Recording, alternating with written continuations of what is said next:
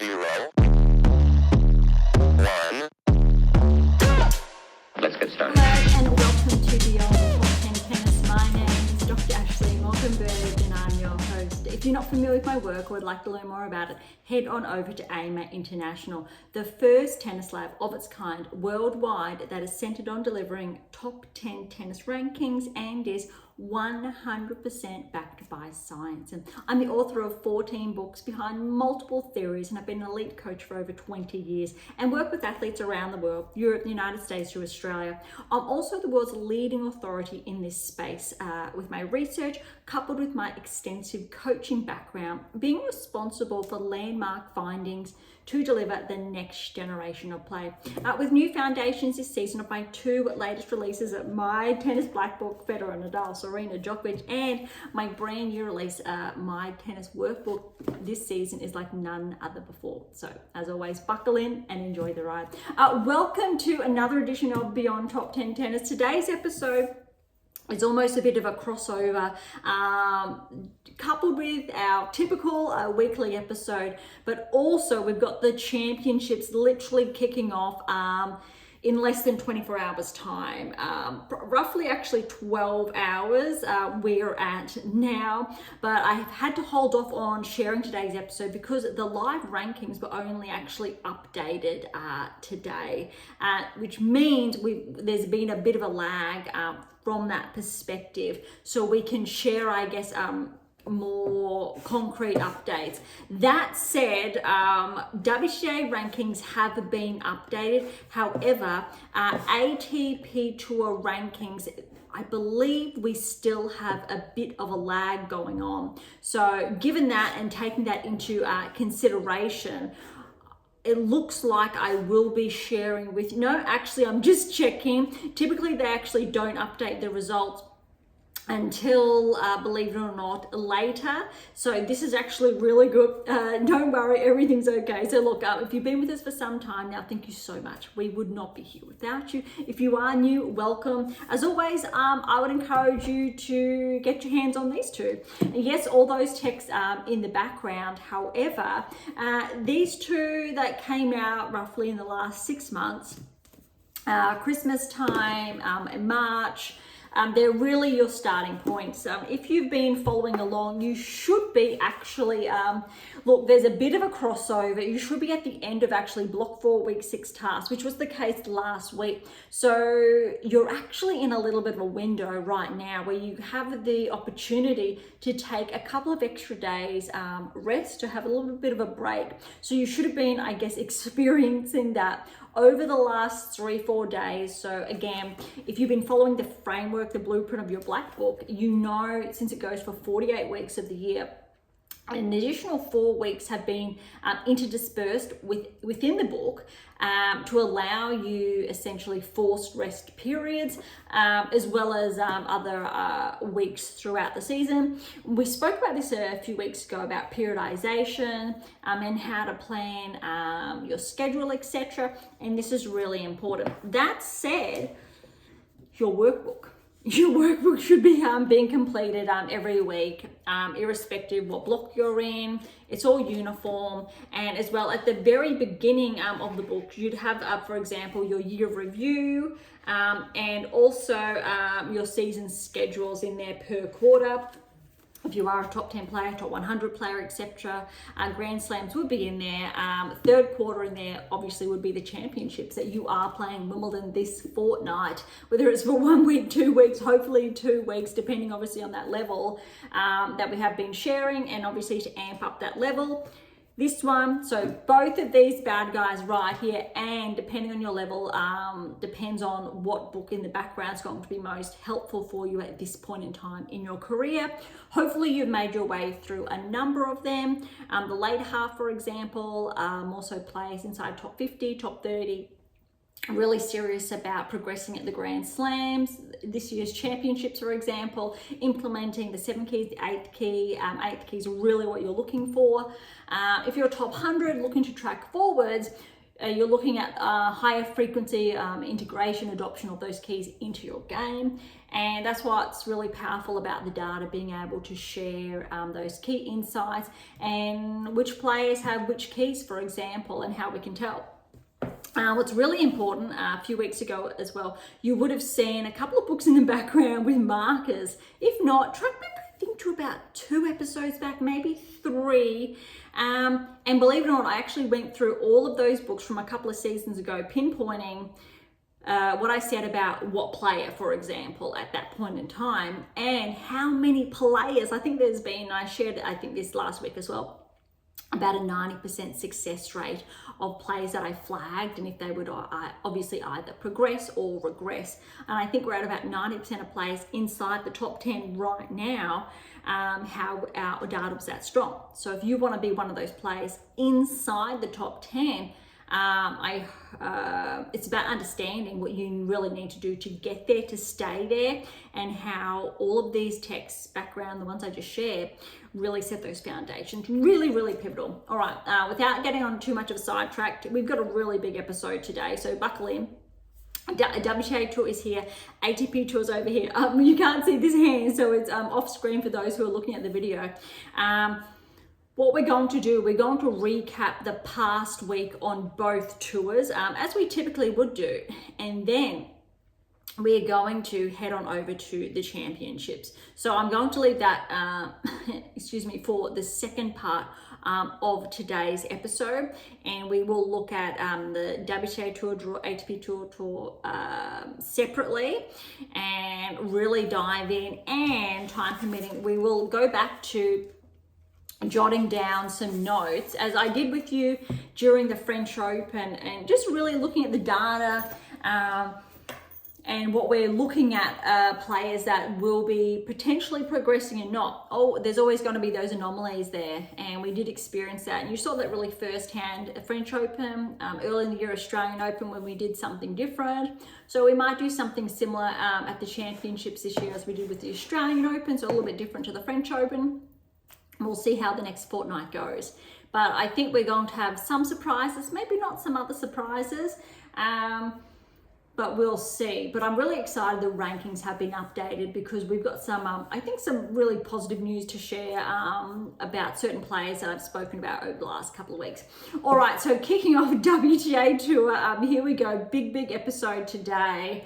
We're going to start with the 500 event, Bad Homburg WTA Tour.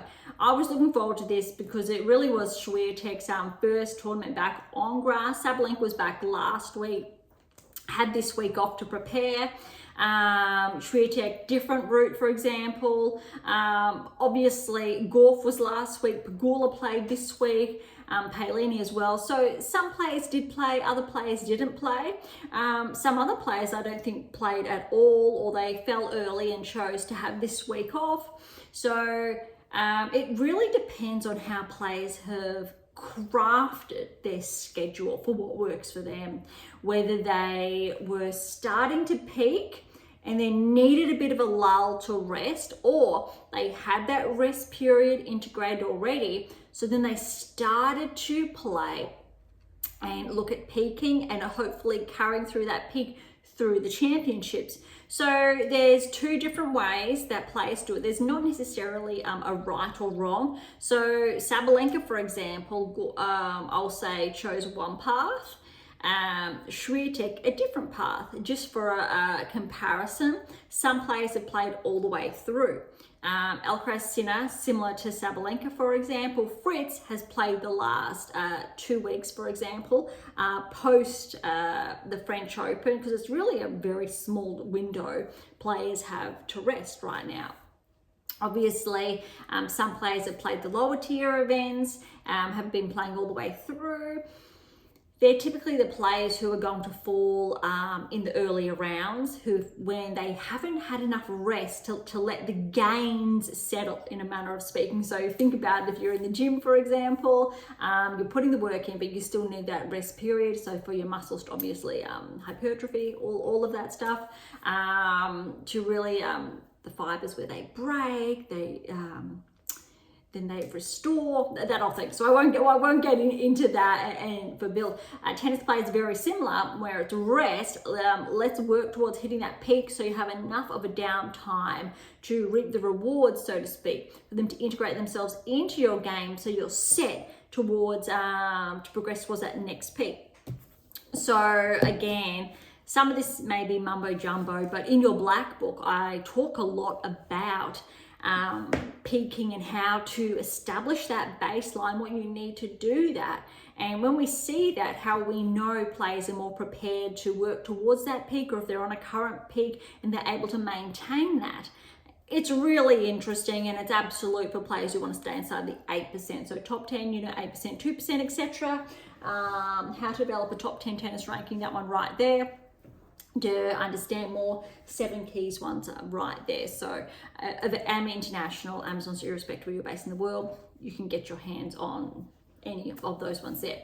All right, so kicking off Bad Homburg, a little bit of a sidetrack there. It is a 500-point event, so a number of points are on the line. Keeping that in mind, that's why we will see some healthy changes in the rankings when we get there, but good changes that actually have been correlating. Recall again that I did share, I'm going to say in the last couple of weeks, that we're going to see a bit of a big rankings reshuffle after the championships, but we will actually see a couple of changes leading up to the championships. So we're starting to see that movement now. This time last year, it was very similar, the movement we're seeing, but more substantial movement in 2 weeks time. So we're just going to kick off here. All right, so Bad Homburg, Pegula was the number 1 seed and Paolini was the 2nd seed. Vekic, Schneider respectively made the finals last year. Both of them faced each other in the first round. Obviously only one winner there, which was, I do believe, Vekic. Yes, she did come through, which means both of them, well, then Vekic fell in the second round. Both of them will be regressing in the rankings because they're the ones who had the most points to defend, for example. All right, really quickly, I'm going to go through first round, but very quickly, and then we'll hone in, I think, from the quarters onwards. All right, so Siniakova straight sets over Kudermetova. A saga, very good one over Danilovic, and I did touch on this last week, back-to-back tie breaks. Navarro over Kostyuk, tough one, since Kostyuk's had a bit of a regression in the rankings. Still look firmly inside the top 30, but because of that slight regression, she hasn't been seeded in these events, which makes it a very hard early match for some of the top players. That said, Navarro, I think, handled that very well. All right, Torsen in 3 over Frech, Noskova straight sets over Tomljanovic, Vekic straight sets over Schneider, Alexandrova over Bencic, Sakari over Putintseva straight sets, Azarenka over Seidman straight sets, Svitolina straight sets over Mertens. That's actually a very good one because Mertens has been playing quite well lately. Haddad Maia straight sets over Kruger, Fernandez over Maria. So remember, Maria came off winning Queens 2 weeks prior, I want to say it was, to Bad Homburg, or the week prior, sorry. So kind of anticipated, but not. So she reached that absolute peak I was talking about, and here's the lull, the drop off. That's why we need to be careful about peaking and when that drop hits, because we want to peak obviously second week of the championships. We want to make sure that's gradual, steady. But again, there is a big craft to that. All right, so really quickly, all right, now we're into the round of 16. I'll be quick here as well. Pegula straight sets over Siniakova. Navarro straight sets over Osaka, but it was 4-4. So it was relatively close. Andreeva, 3 sets win over Torsen. Really happy with that. I think Andreeva needed that. Didn't play the best last week, had an earlier exit. But this was, I think, a solid one. Torsen has been tracking lately. Noskova, 3 sets win over Vekic. Still, look, Vekic has a number of points to defend at the championships. Noskova, though, has been tracking as well lately. Alexandrova over Sakari in 3. What I like about that is Sakari, even though she's regressed quite substantially in the rankings, I don't think that's a secret for anyone. I think she's 77 now, so because she has progressed the past week. But Alexandrova, tough contender. Look, second set actually was a tiebreak, and I like that because it means Sakkari still has the capacity to toe off with the best in the world. But look, without a doubt, a number of those keys she once have been displaced in her game, and she just needs to solidify them back into her game. All right, Swiatek over Azarenka, 4-4. I like this because it was actually very close. A little bit nerve-wracking, I thought. Maybe Azarenka, a bit more experience, obviously, on the grass over Swiatek. But again, I think it was a good look. Swiatek's first match on the grass, so not too bad. But good for Azarenka still to toe the line, I think, with one of the best players in the world. This is an upset. Haddad Maia over Svitolina. Svitolina's got a number of points to defend at the championships as well. Haddad Maia, look, I want to say she has regressed lately, but we're seeing some positive signs once again, and she does go through these phases. I spoke about this, I want to say about 12 months ago, about Fritz, how he used to just go through phases. He'd peak, then he'd drop all the way off, peak, drop all the way off. 12 months have to be the most successful period of his career, where he's actually able to establish this new baseline and maintain it. Very, very impressive. And we'll say more on that later. But other players they drop and they peak. They drop and peak, which does not denote a player inside the 8%. So we're talking about a player firmly inside the top 10, less likely, less susceptible to regress outside within the season. And last one for the round of 16, we had Palin over Hernandez, and this was tight, 2 tie breaks, which were 10-8 and 8-6 respectively. That's tough. Well done to Fernandez. She's had a hit in the rankings, but still, that's a good scoreline, I'd say. Palin, that was a nail biter, really tough, but wait to see the next results. All right, quarterfinals. Pegula Navarro, I like this. It went to 3. 6-4, 1-6, 6-3. What I like about that for Navarro is that she got that second set of Pegula. Obviously, Pegula, she's just playing some really good tennis. Again, I think Pegula's playing some of the best tennis of her career the last 12 months. 18 months ago, roughly, there was that regression, and I spoke about that last year. Even though she was inside the top 10, those results weren't really correlating, and I think maybe she heard me, tongue-in-cheek there, because she really picked up her game, and I've been actually quite impressed. She's really owned, I'm going to say, that top 5 ranking, top 4 ranking. I'm still going to say, arguably, we can put Sabalenka, Gauff, Swiatek, Pegula, but at this stage, and because again of this result that I'm getting to, I'm going to put Pegula at 3, then Swiatek 4, because of recent results only. When you're looking at cumulatively still throughout the season, I'm still going to put Swiatek up in 3, when arguably she's got 5 Grand Slams to her name. Pegula's got 1 finalist. Sabalenka's got 3 Grand Slams to her name. Gauff's got 2 Grand Slams to their name. So just putting that all into perspective, maybe, just a very big maybe, this year could be Pegula's time. Maybe. I'm a bit hesitant to call it, but she's been playing some good tennis now on the grass, and we'll get to that shortly. So well done to Pegula over Navarro, 3 sets there. All right, Andreeva and Noskova faced off in the quarters, and Noskova, well done, 3-3. What's really interesting when you're looking at top 10 players, and I think this is a really fun metric we don't normally get to have a discussion about, but every player inside the top 10. So this is actually really sorry, not top 10, the top 8 players in the world. So the 8%, we'll call it, or refer to it as similar. And I think it essentially aligns at this point in time. The only player inside the top 8 to not have won a Grand Slam or to have progressed to a Grand Slam final is Andreeva. Granted, she is the youngest player by far.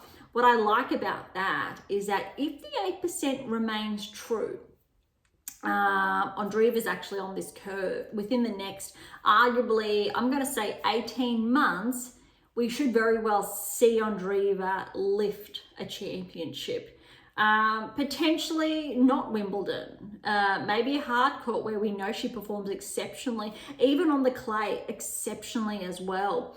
But just putting that into perspective as well, that she's inside the 8% for a reason. Even though she's had this loss here in the quarters, I think that's okay because she's had a huge season as well. That we really need to factor in, and a couple of extra days rest here. I'm definitely not going to write Andreeva off at all for the grass court, so for Wimbledon. But I'm just sharing.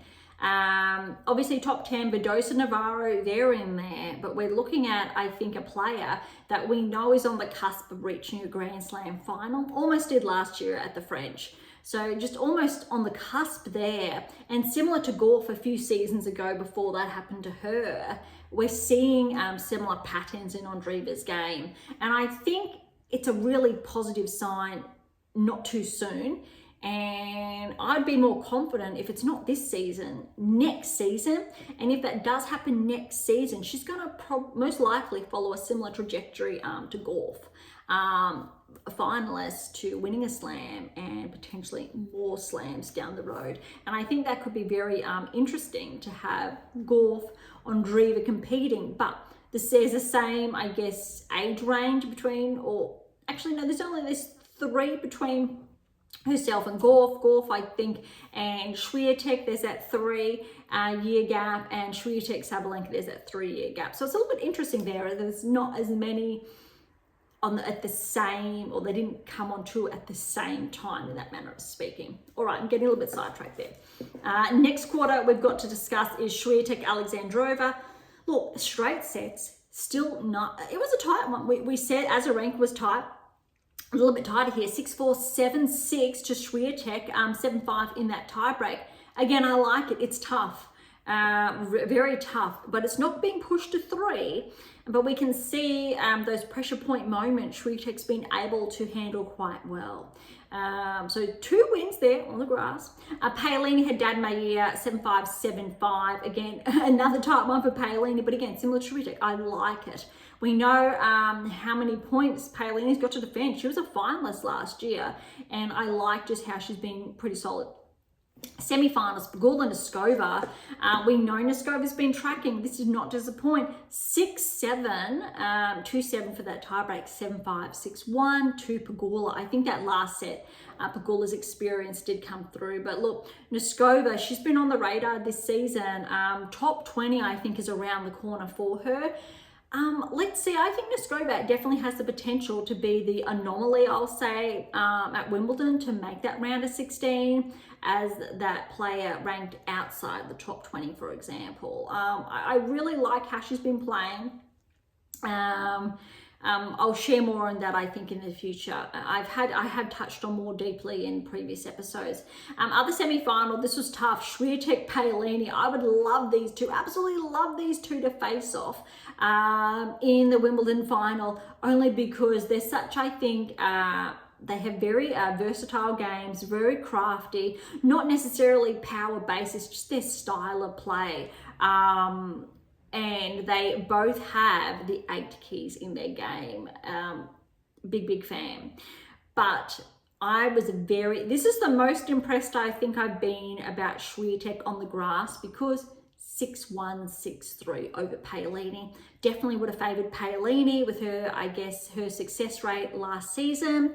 But you can tell, having a bit of rest time Swiatek took the past 2 weeks to now, I think is paying dividends. And that was a very healthy result. This time last year, we wouldn't have seen that. Absolutely not.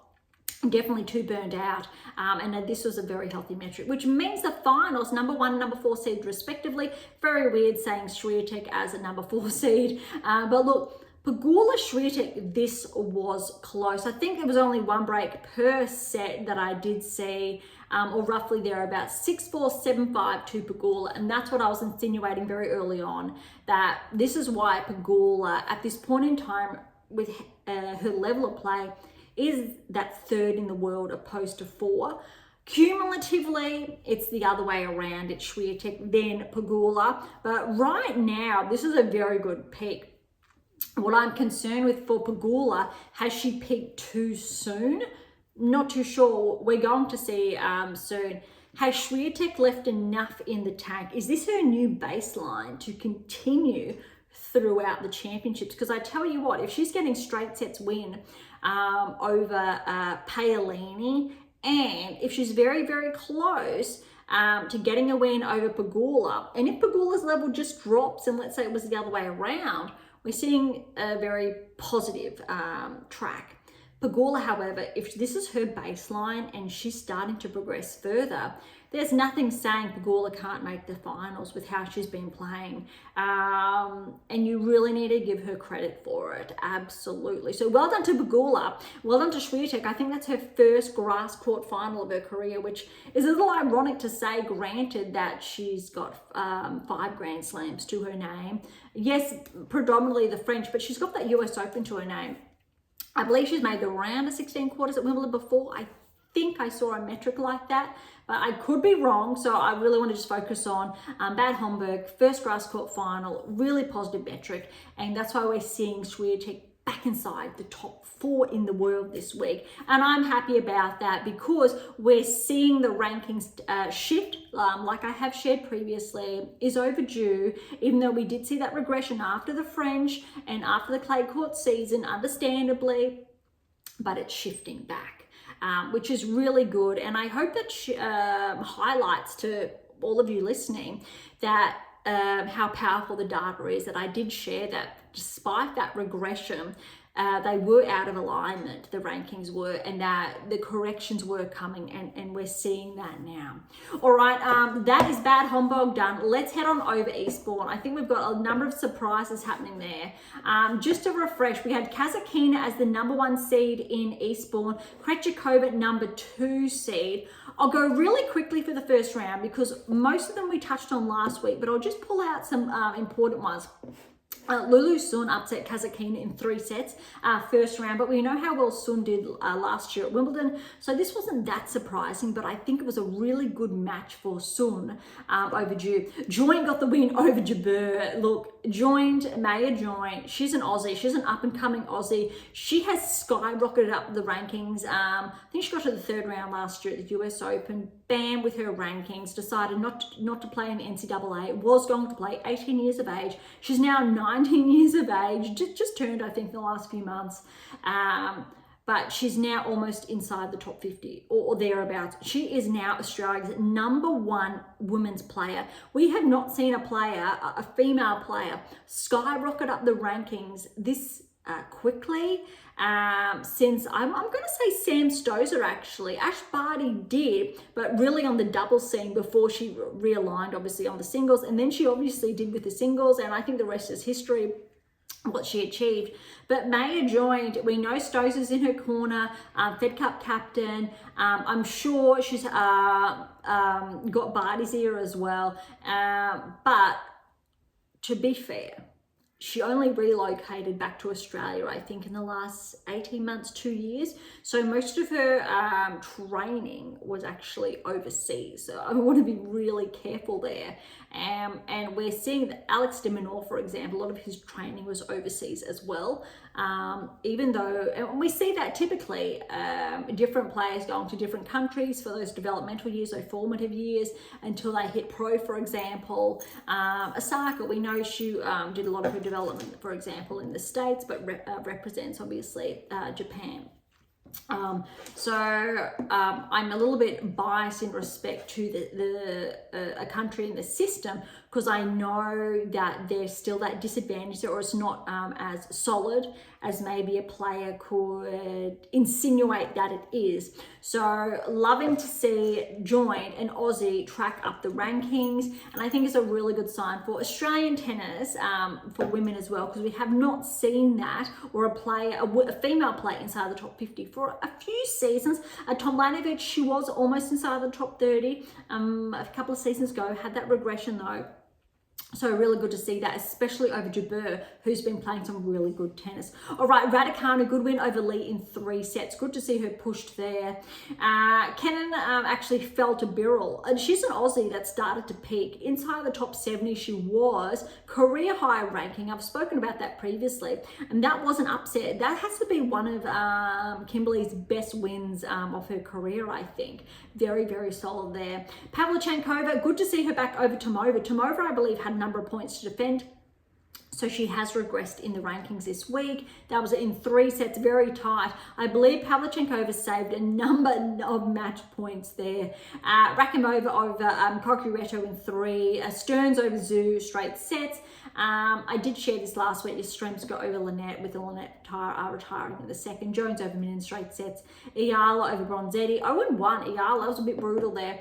Ostapenko over Cartel. Straight set. Shramkova over Christian. Straight sets. Gracheva over Osorio in 3. Uchijama has fallen to Barrage. Straight sets. And Krejcikova, good win for her. 3 sets over Dart. All right, so round of 16 now. Blinkova, too good for Sun. For me, that says I'm not too sure. Sun potentially, she's been sitting at around the top 50 since her run at the championships last season, because she was that outsider. She was, I believe, that qualifier and skyrocketed up the rankings, and didn't have that many points to defend over the course of the season, but we haven't really seen her tracking deep at any of the, say, the big events of the past season. So potentially she is susceptible. If she doesn't win, or I'll say progress to, say, the round of 16, we may see her regress to around 70-80 in the world after the championships. Joint and Raducanu, round of 16. Raducanu maybe would have been favoured here just, but with how well Joint's been playing, remember, she was runner-up the other week. Yeah, I want to say runner-up a few weeks ago, came very, very close. And I'm hesitant here because I think she actually secured that title. I'm saying runner-up, but something says there. So anyway, it's one or the other.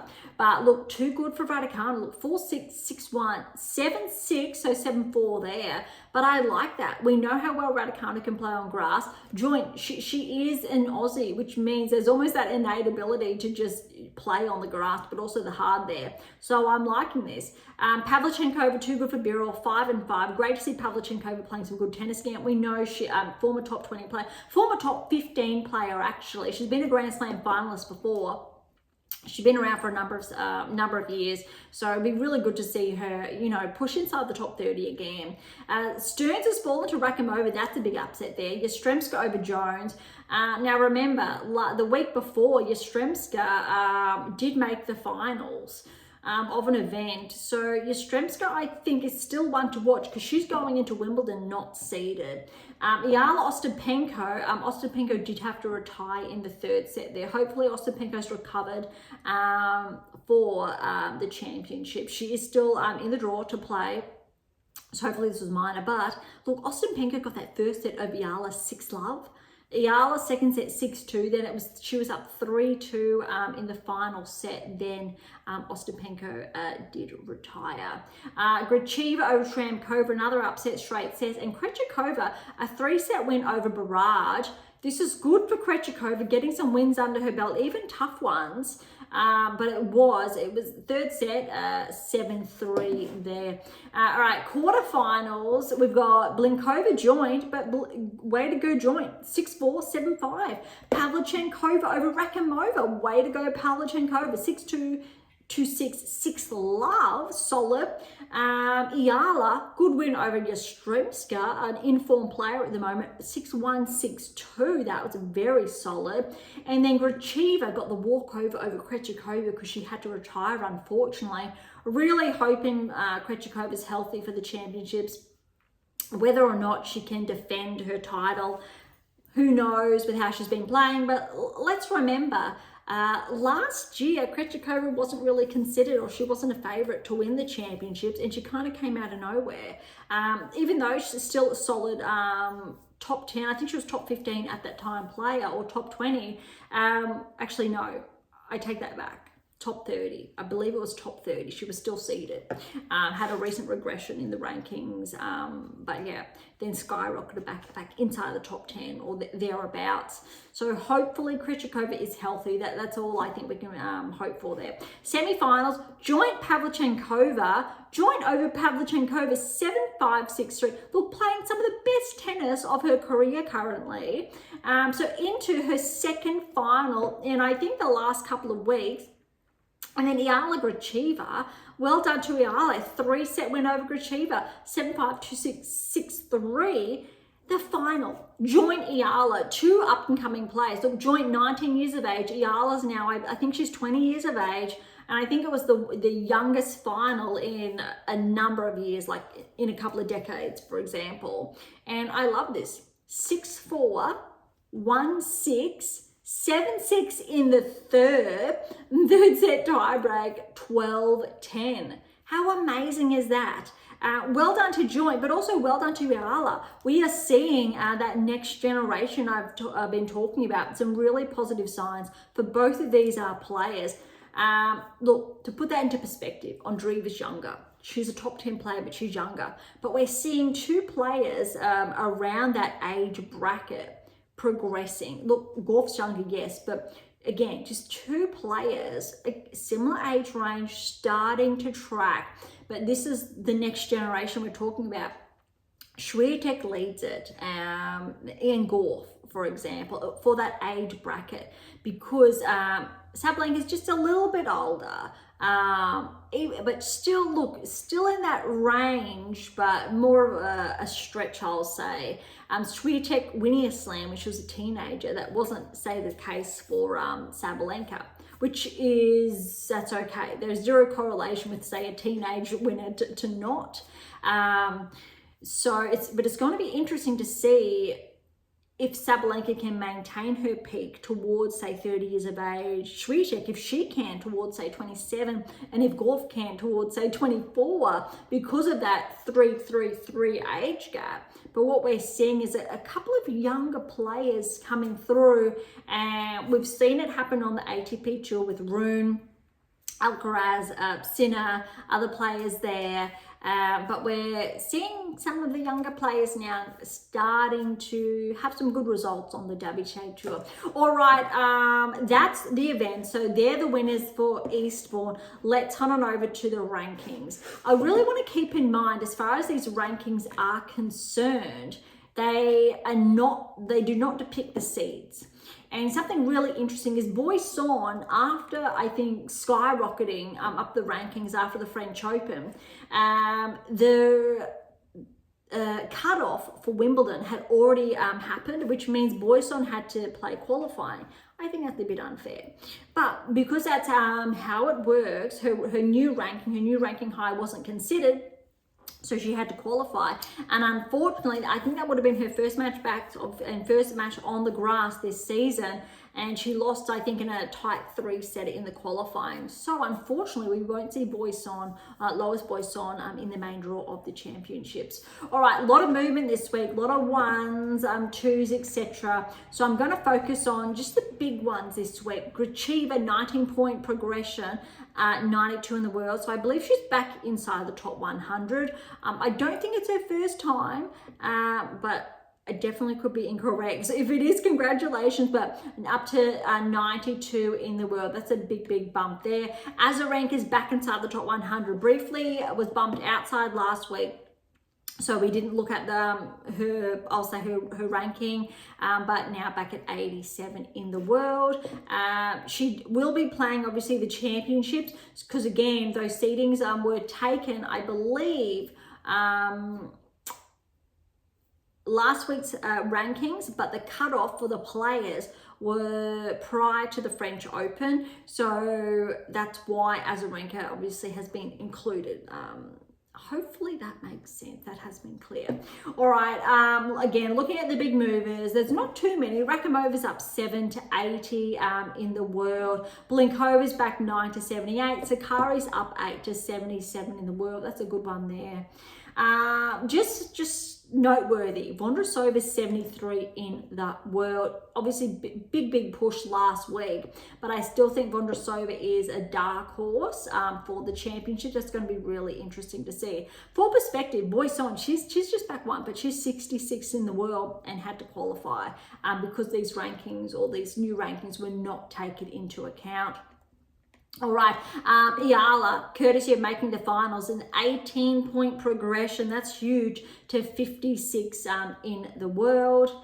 And following her shortly, look, Pavlyuchenkova's up 3, back inside the top 50. But the player I'm looking for, wait for it, she has almost bumped inside the top 40. So she is inside the top 50. That's a correction, is Maya Join, up 10 places to 41 in the world. That is huge. Huge for our young Aussie. And she's just been going about her business. Just really great to see. And also keep in mind when she got that win over Raducanu's just back 2 this week to 40, so neck and neck essentially as far as the rankings are concerned. 3 points actually separate them. Fernandez, 9-point regression to 38 in the world, but I believe she's still going to be seeded because this regression happened the past week prior to obviously the seedings being in place. Now keep a look at these players. I want to bring attention to them. Peyton Stearns is at 36. Benchik's at 35. Shramkova's at 34. Putintseva at 33. All of these players have missed out on a seeding. To me, they're going to be dangerous. And Danilovic is at 37. Fernandez, 38. Kalinskaya, former top 15 player this time last year, 39. Raducanu, 40. Joint 41. Those players are going to be dangerous for, I think, the opponents they're going to face earlier on. Wang is at 32. I don't think she's seeded either, despite the rankings there. So that's actually going to be very interesting because Wang's been tracking as well. I think Kruger cuts off at the 32 seed, but we'll look at that later. Kessler's up 2 to 30, and I think she's one of the cuts off the seed as well. Lynette's back 2 to 29. Noskova's up 3 to 27. Vekic is back 3 to 25.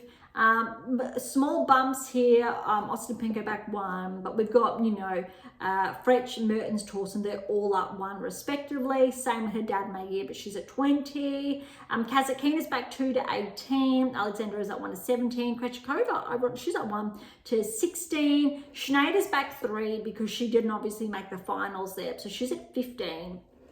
Makova's at 114, Svitolina 13, Anisimova 12, so up 1. Rybakina is steady at 11. This is going to be dangerous because a number of these players are in form. Top 10 has not changed. Keys is back 2, so we've got Navarro, Badosa. Keys back 2 to 8. Ondreva's at 7. And again, the rank or the seedings are not going to factor this in. So that's a big one. Keep this in mind. Seedings are from last week, so a little bit brutal. Zeng's back 1 to 6. Paolini's back 1 to 5. Swiatek is up 4 to 4 in the world. That is the big metric for this week on the WTA Tour. And then Pegula, she's just extending that reach. So between herself and Swiatek, for example, we're looking about 1,500 points. That's a really big gap that she's been able to extend.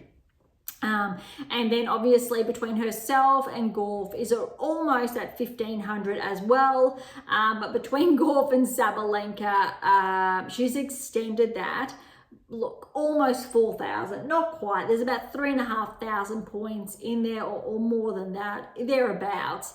And that's a really big lead Sabalenka's been able to maintain. And as far as I think this is concerned, if Sabalenka does not defend her US Open Championship, for example, or I think there's 1 or 2 1,000 she won on the hard court season, she might not finish then the year number 1, but at the moment, she's actually in a very, I think, good light to finish the year as number 1.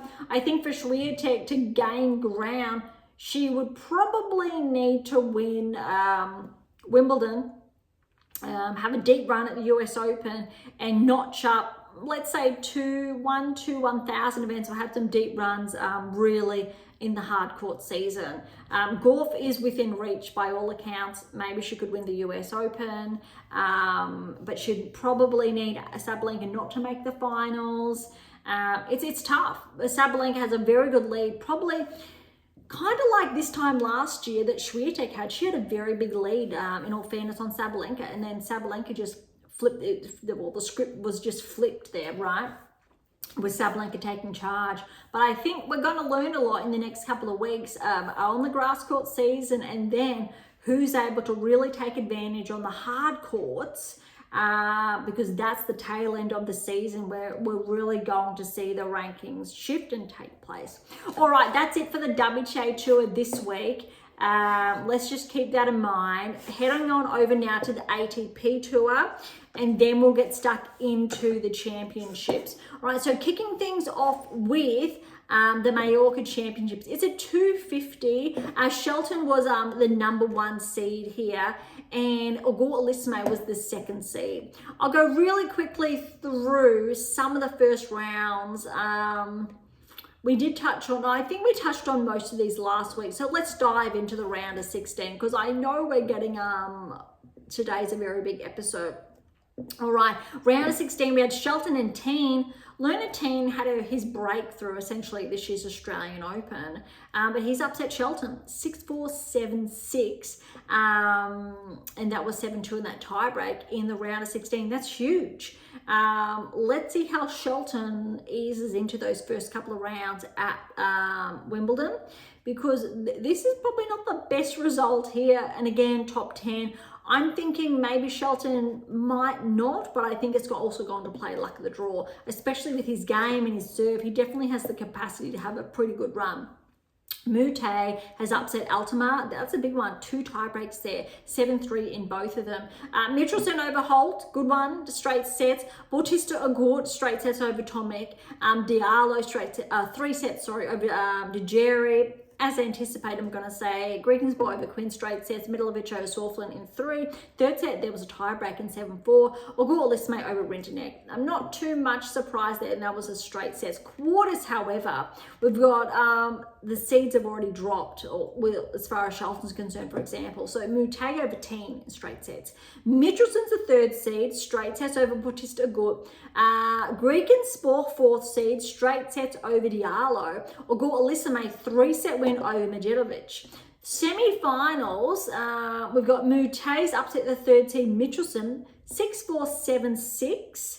And then Greekensborg, the 4th seed, has upset the 2nd seed, Auger-Aliassime 4-4. Mute Greekensborg in the final over Mute, because he is obviously the lone seed there, 7-5, 7-6, 7-3 in that tiebreak. Well done, Greekensborg, but well done to Mate, pushing Greekensborg essentially almost all the way. That is solid. Let's keep an eye on Greekensborg for the grass court season. I think he's definitely going to be underrated. Greekensborg, maybe. Let's see if he can cause an upset in those earlier rounds. That's going to be, I think, noteworthy. All right, so that's the Mallorca Championships. Let's head on over to Eastbourne. Keeping in mind, it's a 250 as well. There were big events last week, 2,500 on the ATP Tour. This week, obviously smaller. WTA is a little bit different.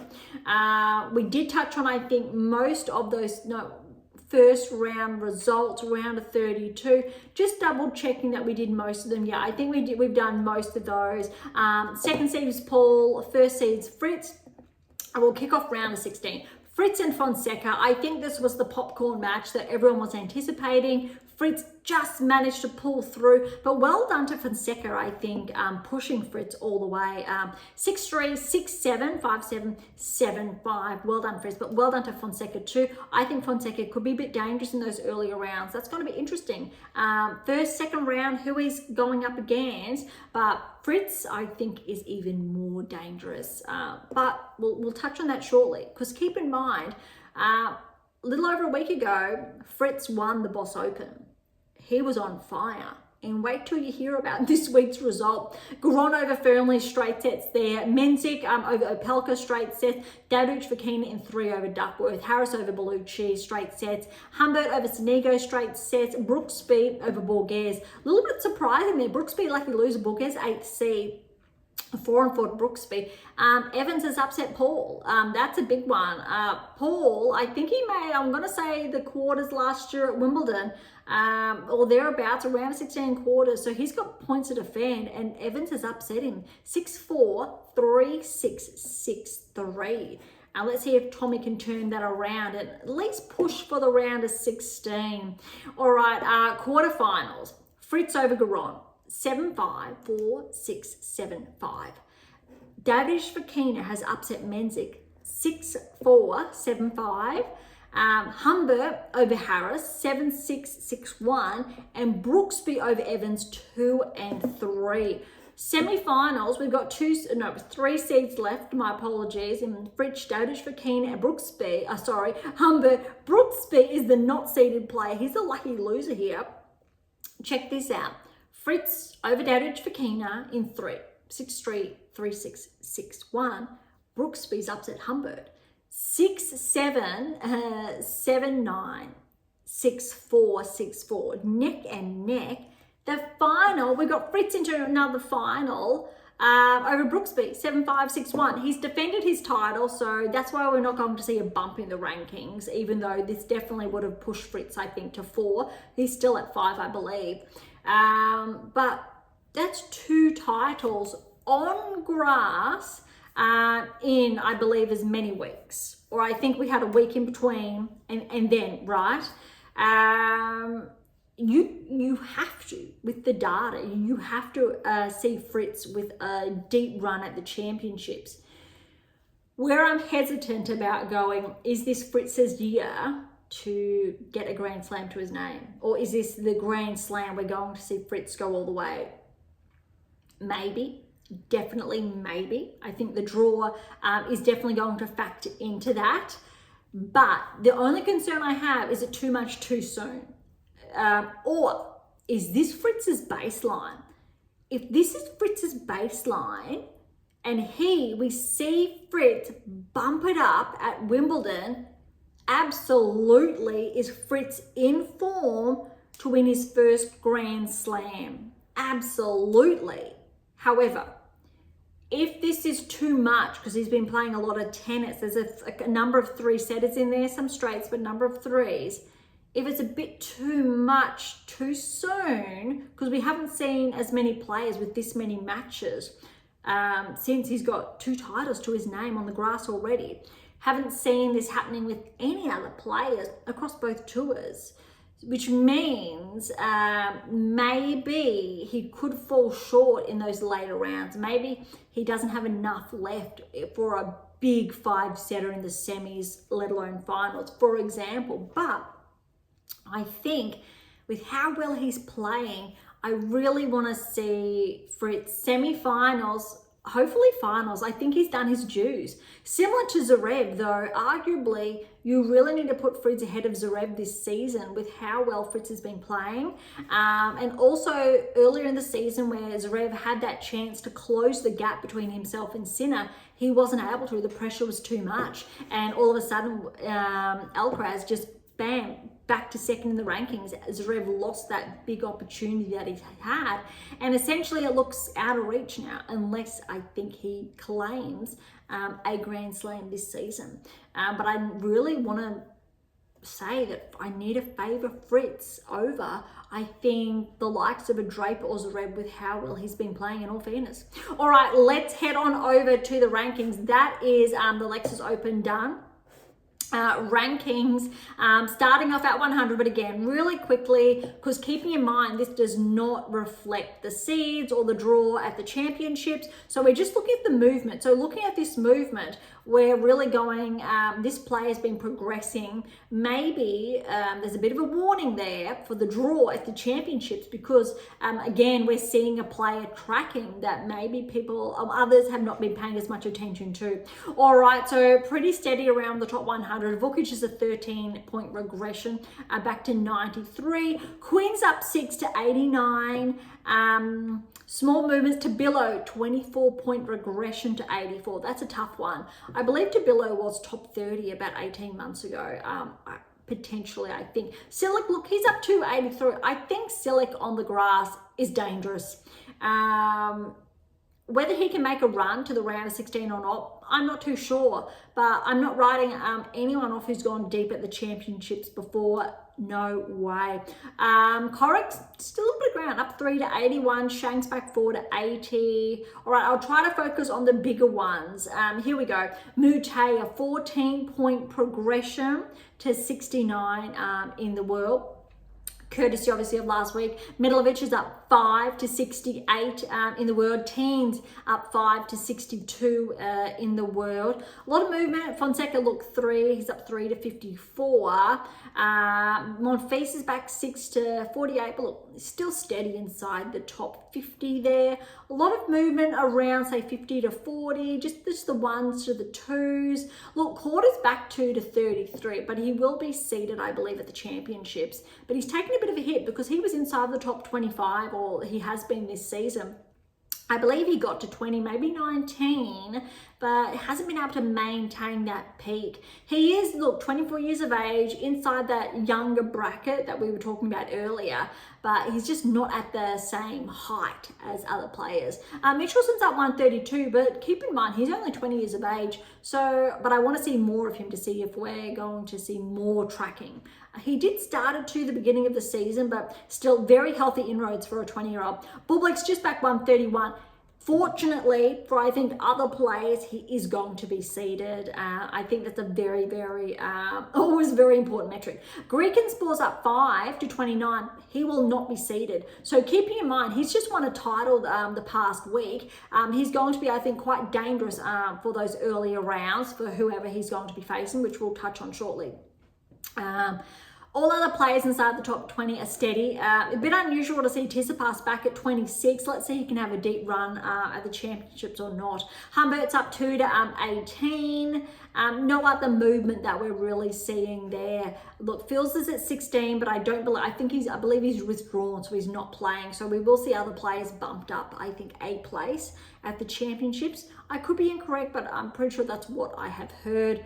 Rudd's at 15. Again, unusual to see him outside the top 10. Paul's at 13. So again, a little bit odd not seeing him inside the top 10 recently. And Dimenor's at 11. So not quite inside the top 10. Top 10 does remain the same. Look, Shelton, Medvedev, Rune, Mazzetti, Djokovic is at 6. Fritz steady at 5. Then we got Draper, Zverev, Alcaraz, Sinner. Obviously, I'm sharing that backwards with what's obviously been happening.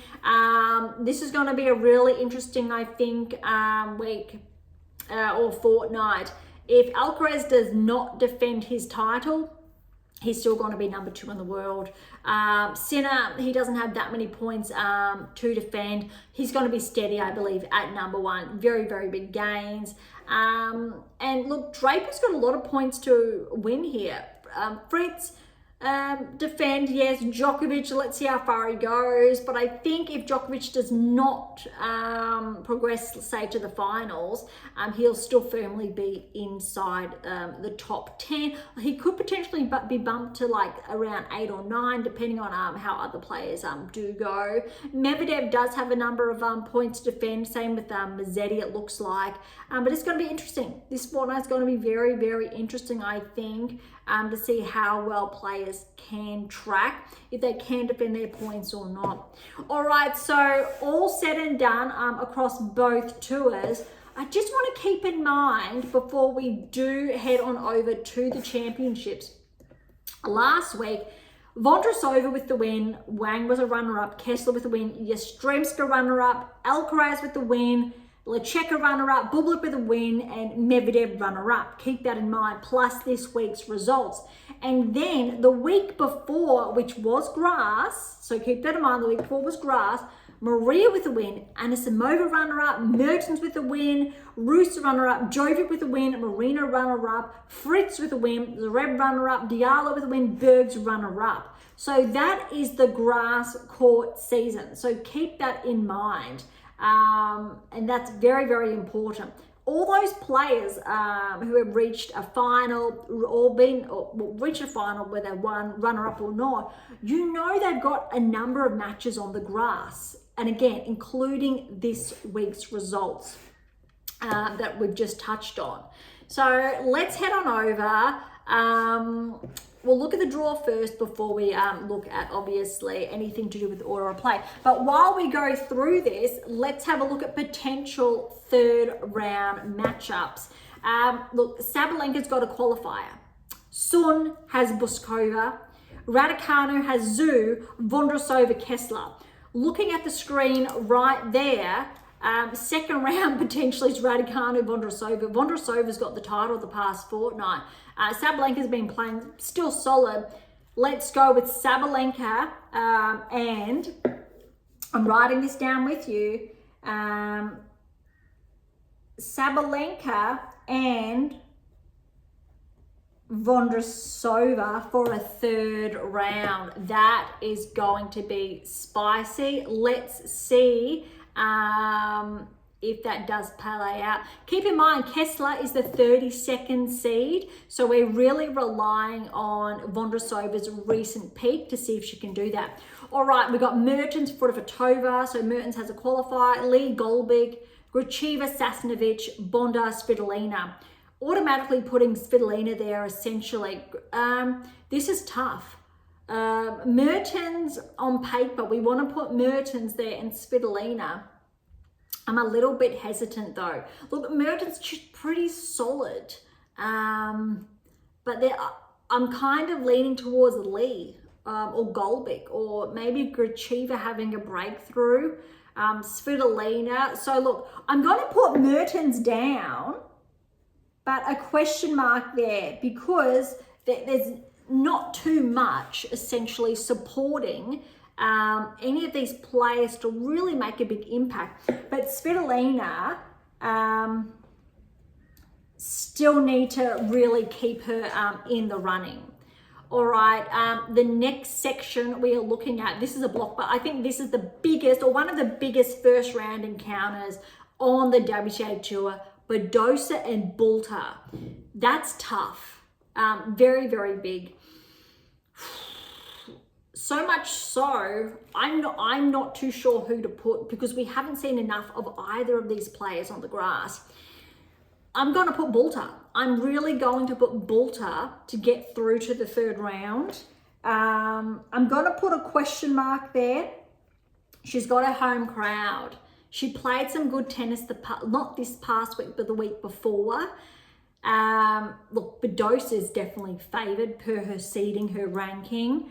But let's give Katie a chance. But again, I'm putting a question mark there because a little bit unsure. They've got Minen Gadecki, Tudoni Buska, Birol Vekic. Look, Birol got a really good win over Kenin the past week. But I need to put Vekic there with how well Vekic's run was last year. Look, Kimberly could have a big upset.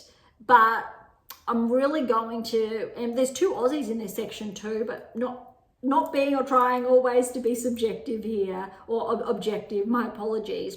But let's go Bulter Vekic potentially. That's going to be, I think, tough. All right, next section, and keep in mind Fernandez, she's been bounced out of the top 30, but she's held on to that 29th seed. Stearns is in, so we've got Fernandez, Klugman, Stearns, Seigman, Danilovic, Zhang, Rus, and Keys. That's tough. Look, Fernandez, Stearns. I really want to put Stearns here. Fernandez, yes, but there's going to be a lot of, maybe this is going to be a 50-50. I'm just leaning towards Stearns with how I've been seeing her play this season. Now, this is tougher. Definitely want to put Keys, but the second round could be Danilovic and Keys, which is going to be tough. Still putting Keys, but keep in mind, that's a brutal second round for Keys then. So we're seeing a lot of that, aren't we? All right, dropping down, Paolini's got Sevastova, Rakimova, Ito, Lies Yuan, Pera, Noskova. Pera's been playing well lately. Sevastova, yeah, but you need to put, I have to put Paolini. She just made the semi-finals and still played some good tennis. Lies Yuan, and look, Noskova's been playing well. You need to put Noskova. And this is tough. These are some tough early round matches. And this is just how the draw has unfolded. Haddad Magier's got Shramkova, Dart, Galfi, Wickmayer, Zarazua, Putintseva, Anisimova. Look, Putinseva's just missed out on that seeding because of that recent regression. But Anisimova, keep in mind, she did win that title the other week. I want to say she won that title or made the finals, leaning towards, just checking that she was a runner-up. Okay, she was a runner-up, so she's still got some matches on the grass under her. But I think that could be very tough. But that first round match is going to tell us a lot about Anisimova's form at the moment as well. Look, Haddad Maier's been playing, she started to play some really good tennis, similar to how she played, I'll say, at the US Open last season. So we'll go with the seeds, Haddad Maier and Anisimova. All right, dropping down the draw. And I think this could be a bit surprising. We've got Schneider, Uchijama, Parry Martic, Tomova Jabeur, Kartel, Ostapenko. Keep in mind, Ostapenko had to withdraw from her match against Iala, and Schneider, how she fell early to Vekic. So took a little bit of a hit in the rankings. Doesn't have as many matches under her belt. I am hesitant to put Schneider, but kind of have to favor Schneider in this section of the draw, or Uchijama. I'm going to put Schneider with a question mark because I actually think Uchijama could push through. Keep that in mind for when we look at the results. I'm putting a question mark there. Parry, most likely over Martic. 2 qualifiers, good opportunity for both players. Martic's former top 35, top 40 player. Jabeur's here and Ostapenko. Let's say Ostapenko gets through over Kartel and Jabeur over Tomova potentially. Ostapenko, Jabeur, that's tough. Let's see if Jabeur can find that grass court form we know she's capable of. And let's put Jabeur here to get that win over just Ostapenko. That's tough. That's another very brutal potential second round. Again, dropping down through the draw, we've got Kruger, Stotlasevich. As always, I apologize for the mispronunciation. I really do try. Pavlyuchenkova, Tomljanovic, Osaka Gibson, Siniakova Zheng. This could be surprising, this section. Tomljanovic is going to be tough for Pavlyuchenkova. Kruger, oof. Look, I'm still putting Kruger. Pavlyuchenkova's played some good tennis the past week. Let's go with the seed Kruger. But I believe this is Kruger's first time she's been seeded at a Grand Slam. So I'm putting a question mark. We could see an early upset. Osaka Zheng in the second round potentially. You know what? This could be controversial, okay? Let's put Osaka. Osaka, maybe over Zheng in that second round. That's a very big maybe. And that's really going to depend if Osaka's starting to really find that form, that the belief also. I think she needs that belief back into her. Otherwise, it's Zheng. Siniakova, I'm curious to see if Zheng, if it's pushed to 3 or not, but a lot of these earlier matches, first, second round, we can learn a lot from. Okay, so that's the top half of the draw. Down to the bottom half. All right, so bottom we've got Andreeva Sheriff, Teichmann Bronzetti, Baptiste Zersteyer, Potapova Frech. This is actually, I think, a very good draw for Andreeva to take advantage of, potentially. I need to put, obviously, Andreeva to get through to the third round. And look, Baptiste played some really good tennis at the French. I liked what I saw. Frech, I'm just not sure. I feel like Potapova could upset Frech. And that's really tough. I'm going to put a question mark, and I'm actually going to put Potapova. I'm putting a question mark there because that is open. Frech really could pull through, but I'm going to leave that open. All right, this is tough. This has to be one of I spoke about the earlier tough one, Badosa Bulta, Krejcikova, Iyala. Iyala just made a final. Krejcikova had to withdraw. You need to put Krejcikova. I have to put Krejcikova. She's the defending champion. But I'm actually going to put a question mark because I do actually believe that Iyala could get a win over Krejcikova in the first round. So even though I'm writing Krejcikova down, it's probably 70-30. 70 to Iyala, 30 to Krejcikova. Dolhide Rus, Kudermetova Zhu, Kvitova Navarro. Again, tough. Look, Navarro fell early at the French. I don't think it's going to be the same case here. So I'm putting Navarro. That's going to be tough.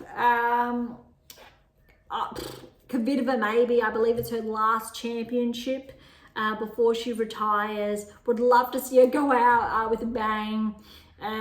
Really tough. Look, I'll put a question mark both. So that's actually a bit uncertain, that section.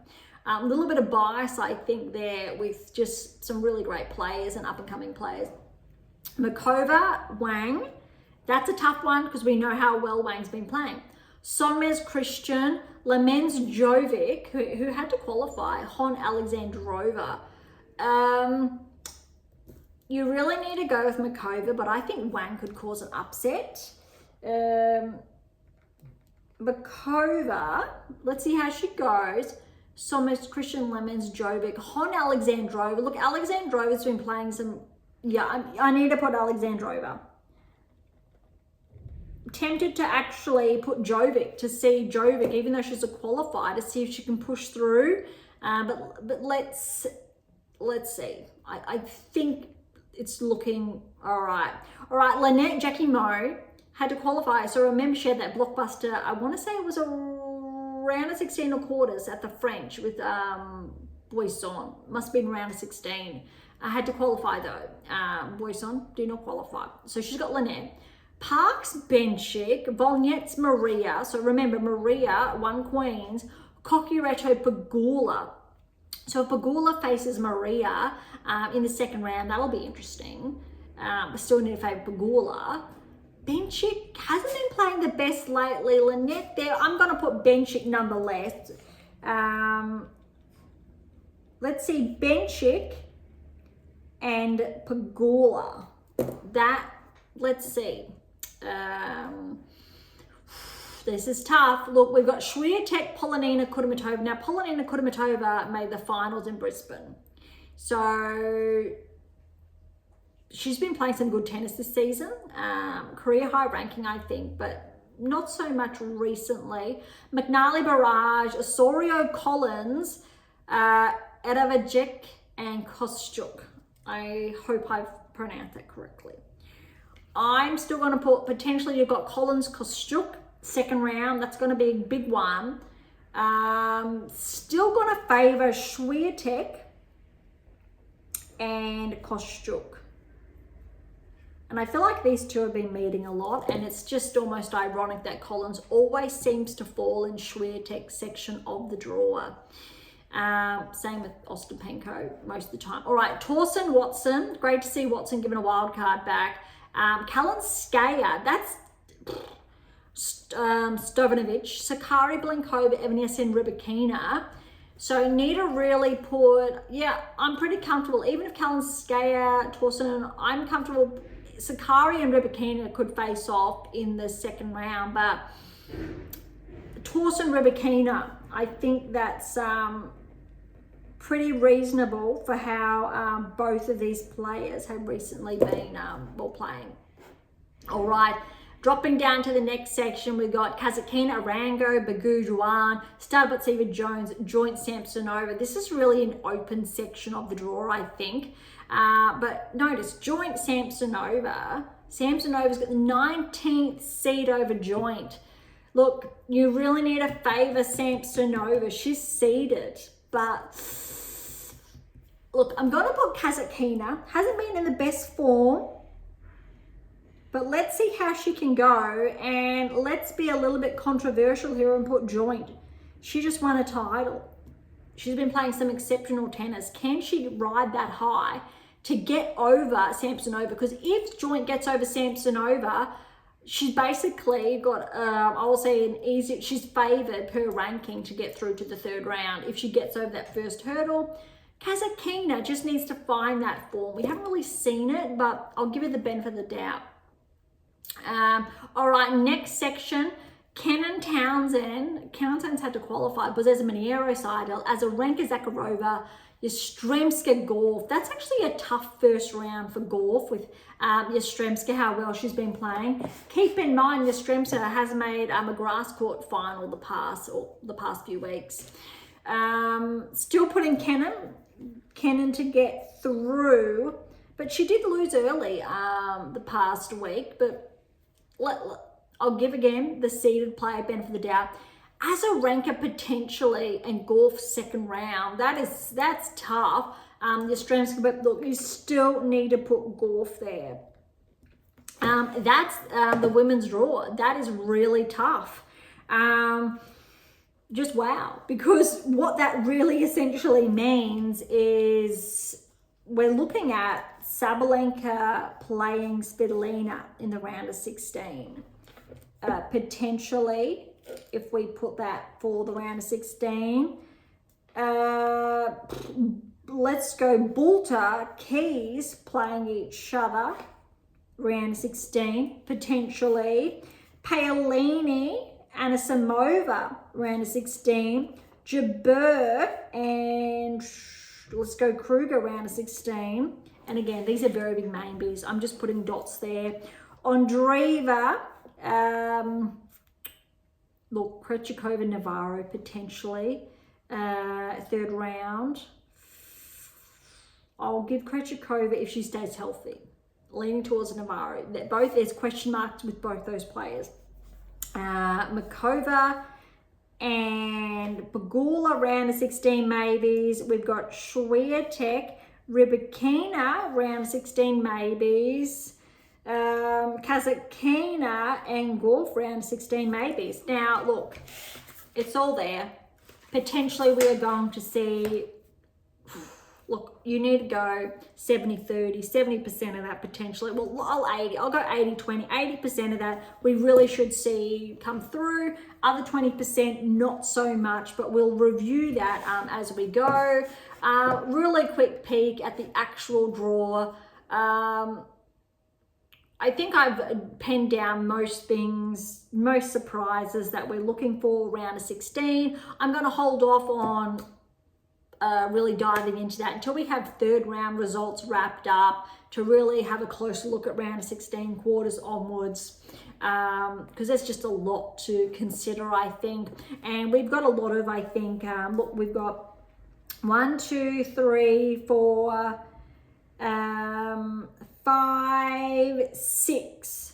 So out of 2, 4, 6, 8, out of 16, I've got 6 unsure matchups. So that just shows you that there's about 30% of players, a bit more, that are susceptible to not making it. Even though we've penned down who we're looking at progressing, there's still, I'll say, a maybe over their current form, because we haven't really seen that many players tracking. I want to see those first, second round results, how they're playing, to really gauge, I think, the correct lineup. And I think we're going to see a number of upsets there. So out of those, you know, that 6 out of 16 that we've just looked at, those lineups for potential third round, it's going to be interesting. I'll leave it at that. All right, heading on over to the men's now, and we will do the same. Starting off at the top half where we've got Sinner. So for this section, we do have, I'll just jot down what we're doing here, the third round, when we're looking, considering first, second rounds in one snapshot. Sinner, Nardi, Sen Vukic, Martinez, Lofhagen, Navone, Shapovalov. I like what's here for Sinner. He's got Nardi, which is tough, but I think he should be pretty solid. And Shapovalov, I think, has got a really good opportunity. He's seated there, and I'm comfortable, I suppose, this could bite me, to put Shapovalov there. Would be good to see if he can go deep at a slam again or make the third round and Yeah. All right, next section, we do have Dimitrov's leading here over Nishioka, Komasana Mute. Keep in mind, Mute's had a good past week. Offner Middlevic, Monday, and Paul. I'm pretty comfortable, I think, putting Dimitrov and Paul to progress. That said, I don't think either player have had a solid lead up, in all fairness. And Mute's there. Komasana, I think that's going to be tricky for if Dimitrov gets through. And Middlevic has a number of matches under his belt as well. So nothing's guaranteed, but I think I'll leave the seeds there. Pretty okay. All right, Shelton's got Bolt. I'm not going to be surprised if Bolt upsets Shelton, but that said, I'm going to give Shelton the benefit of the doubt because we got then Hijaka, Goffin, Kotovic and Fuchsovic, Monfils and Humbert. That's tough. Still putting Shelton. Look, I really want to put Monfils. I really do. He's got a Humbert first round, and there's definitely some bias happening there. But I think as far as their games are concerned respectively, I'm going to put Monfils, and I'm going to put a question mark there to acknowledge the bias. Okay, because Humbert, more likely than not, we'll see him progressing through. All right, next section, Nakashima, Bu, Shevchenko, Opelka, Faria, Sanigo, Mazzetti, Basavilli. This is a very big open section, big opportunity, I think, for a lot of these players. Look, Mazzetti could have Sanigo, who had a good run at the Australian Open. Opelka, with his serve on the grass, Nakashima, very big open section. You know what? I'm going to give actually Opelka the chance to have a big run actually to the third round, and I'll put Mazzetti if he stays healthy. Wasn't thinking he could make it, but Mazzetti. Sanigo is going to be tough, but I'll give Mazzetti there. That's actually a very open, good opportunity, that section of the draw for a number of players. Draper's got Baez, Collignon, Silic, McCabe, Matazan, and Muna Bublik. I think this section of the draw, even though Draper could have Silic in the second round, that'll be really tough. Bublik's there with how well I think he's been playing. You really need to put him down. Draper, Bublik. That will be interesting. Third round, that will be a really big blockbuster, I think. Definitely one to watch. All right, next section, Kaboli Zukayev. My apologies for the pronunciation. Chevry, Pennington Jones, Garon, Ugo Carabelli, Gaston and Menzik. I think we could see a bit of an upset there. Well, Kaboli and Menzik obviously are favoured to push through. Maybe a bit controversial, but I'm going to put Echeverry, I think. Echeverry and Menzik. I'll put a question mark. Echeverry and Menzik there for the third round. All right, next section is led by Diminor. So we've got Diminor, Carabella, Spaina, Kazuks, Walton, Hals, Holmgren, and Zemur and Macaque. Good section, I think, for Diminor. I'm definitely putting Alex there. Hopefully he's had enough of a reprieve to really find his legs to push through. Let's see if Alex can push through the semis. I think that'd be a great opportunity for him, depending on, obviously, later half of the draw. And Macaque. Look, this is tough. Actually, this could be a bit controversial here as well. I'm going to put Zemur. And I think, look, I'll put a question mark by all accounts there. Hals could definitely be in there as well. I'm just not too sure with Macaque. I've seen him pull out, retire from a few matches this season. So I'm a bit hesitant, but there's a question mark there. It could go either way. Hals as well, I really want to encourage that. Kazuks is going to be tough. He's qualified, but let's give Walton a chance there. All right, last section of the top half of the draw. We've got Mitchelson, Kekmanovic, De Jong, Eubanks, Evans, Clark, Mueller, Djokovic. Still need to give, I think, Michelson's got tough. He's a seeded player, but he's got kicking. But still, let's give him a chance. I think why not? All right. Evans and Clark, it's going to be a tough one, I think, for Djokovic getting through against the local. But I definitely think Djokovic has the legs to at least get through to the round of 16. We should see that. Bottom half of the draw, Fritz is topping. This is the biggest blockbuster on the men's tour. Fritz and Mpeshi Perry card. I'm not going to be surprised if that's pushed to 5. Let's see if Fritz and his form that he's currently in closes that out in 3. If he does, I'll be really impressed. Diallo, Altama, Analdi, Van der Zen, Schulp, Holt, Davidovic, Fekina. Look, with how both of all of those players are currently, or the seeded ones are currently playing, I'm going to put Fritz and Davidovic, Fekina, only because he's still got a number of matches under his belt. He's been playing some good tennis. Van der Zen, Schulp, that's going to be tough. Analdi, Altama and Diallo, that's actually a solid first round there too. Both of them are playing some really good tennis.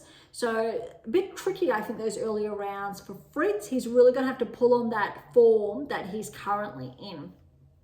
Okay, next section, Poprin, Ferry, Daderi, Southland, Kopriva, Thompson, Bonzi, Medvedev. I was going to be happy. Yeah, why not? Let's give Poprin a chance for a solid run. And Medvedev, I think with his current form, because he did make the finals the week before last. Let's go Poprin. And Medvedev pushing through there. Okay. Good opportunity, I think, for Cyril Ndulto here. He's got Borges, Harris, Lajovic, Mokazuki, Zepieri, McDonald, Kakanakov. Surundulo, I think this is a good opportunity. He's typically got good wins on the clay. A little bit tough. I'm leaning towards Borges, if I'm honest. Surundolo, though, has been playing good. It's a tough. I'm going to put Borges with a question mark. Borges with a question mark, and Kakanakov. He is the seeded player. All right, dropping down here, Berrettini has snagged the 32nd seed. He's got Matarazak, first round, Quinn Searle, Karine Buster-Rodesh, Rindenek, Zarev. Not going to be surprised if Rindenek and Zarev is pushed to 5. Still pretty comfortable, I think, putting, look, I'm going to put the seeds, Berrettini and Zarev. Haven't seen Berrettini lately in the best form. I'm going to put a question mark next to Berrettini. It'd just be great to see him push through, I think, to the 3rd round. All right, next we've got Rune Jarry, Teen Basavelli, Fernley Fonseca, Brooksby, Greek and Sport. This is tough. I'm curious to see Rune and Teen in the 2nd round potentially. Fernley Fonseca. Now I'm actually gonna put Teen instead of Rune with a question mark, only because of his run in Australia. Let's see if he can do the same. But again, I'm putting a question mark. Most likely than not, it's going to be Rune, but let's see what happens there. Fernley Fonseca is tough. You need to favour Fonseca with how well he played against Fritz, although remember, Fritz did come out on top. Greek and Sport, Brooksby. You know, Greek and Sport. This is tough. It's tough. I want to put Fonseca, Greek and Sport. I'm going to put Greek and Sport. On experience, because if it's pushed to 5, I'm going to go Greek and Sport. I'm putting a question mark. There are question marks there as well. Okay, we're almost at the end now. This section, we've got Lecheka, Delian, Bellucci, Crawford, Norrie, Bautista, Agut, Moeller, TFO. Pretty comfortable here putting Leheka and TFO. especially with Lehecka's recent form. Tiafoe, I think, could run into some issues against Norrie. So I'm actually going to put a question mark next to his name. Tiafoe he's a 12 seed, he should be able to push through. Couple more. All right, Rublev, Dejeri, Berge, Harris, Manorino, Connell, Roy, and Tsitsipas. Very big if Tsitsipas is playing the tennis we know he's capable of, yes. Rublev, again, if he's playing the tennis we know he's capable of, yes. But that's tough. Look, both of them have been inside the top 10 this year. They both regressed outside of the top 10 this season. So I'm actually still putting question mark next to both of their names. All right. The last section that we do have, this is a bit tough. We've got Agor-Lissame Duckworth, Struff, Mislovic, Tave, Ride, Fognini, Alcaraz. Pretty comfortable putting Felix and Alcaraz. And Felix Agor-Lissame. That's actually quite interesting. So I'll really quickly, we'll just go, most likely Sinner, we'll say, in Paul, potentially Shelton, Mazzetti for round of 16, Draper, Menzies, Dimonor, Djokovic, Fritz, Medvedev, Kakanakov, Zverev, Greek and Spore, Lehecka,